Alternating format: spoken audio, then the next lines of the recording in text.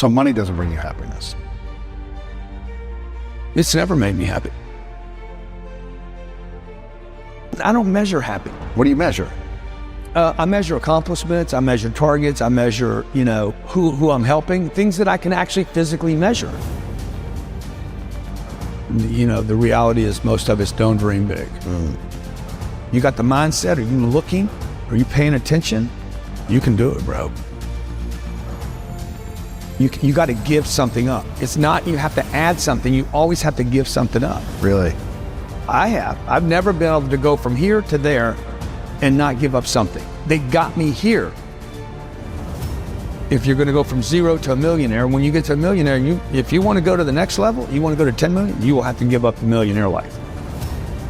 That's why I said I got to hold myself accountable to the goal. If I'm going to have to keep reselling myself on this goal. People want to create wealth for themselves. It's not just money, it's people. Not how much money I have. I mean, we all know about the wealthy person that has no friends. He's on a yacht by himself. And that's not wealth, right? It's just a bunch of money and material collections. To me, there's no way to create real wealth by just going inside. You gotta go out. I gotta add people. How do you get people to know who you are?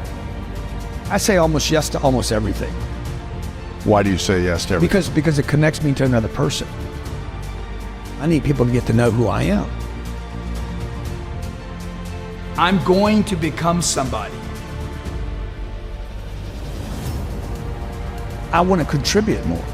I don't think about I want to be more happy. I'm not thinking about joy.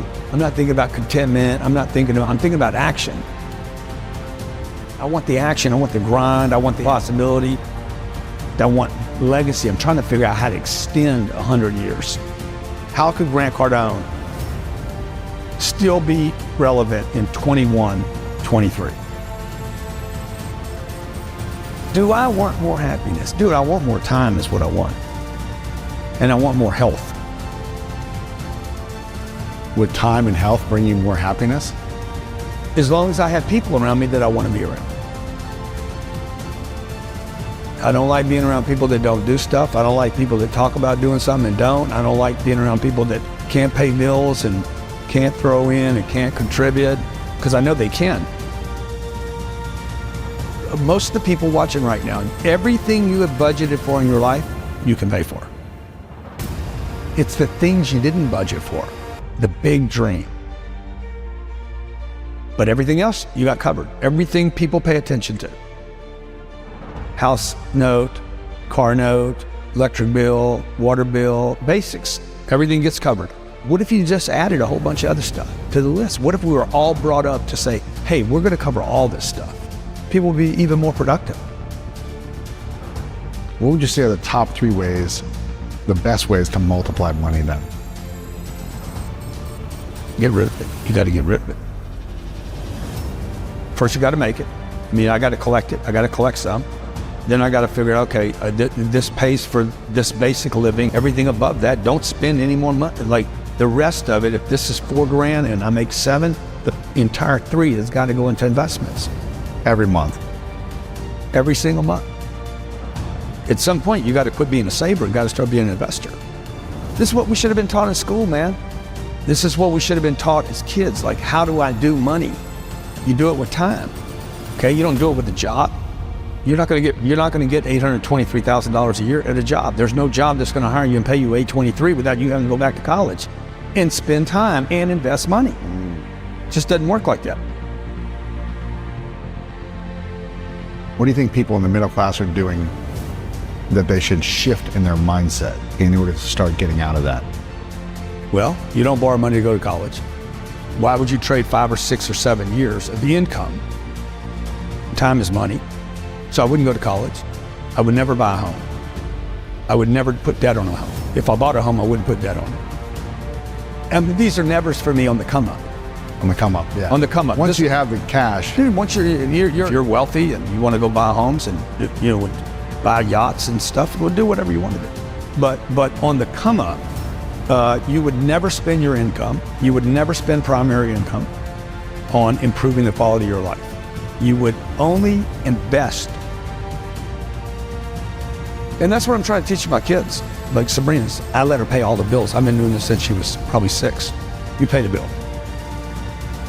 We don't give them an allowance. I don't think any kid should be given an allowance. Interesting. Why not? If they want money, they become an employee of the company. They work for the company. We give them a series of things to do. We pay them once a year. Okay, we give them a big check at the beginning of the year. That money goes into Cardone Capital. Wow. And they live off the distributions. Come on. Sometimes they'll get a bonus for doing extra stuff.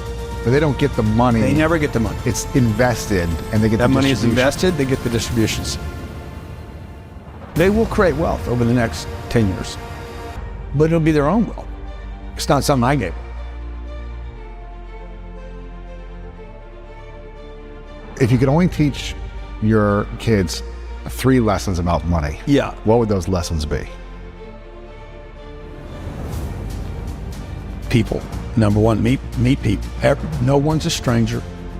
The money's a people game. 2, once you get it, don't lose it.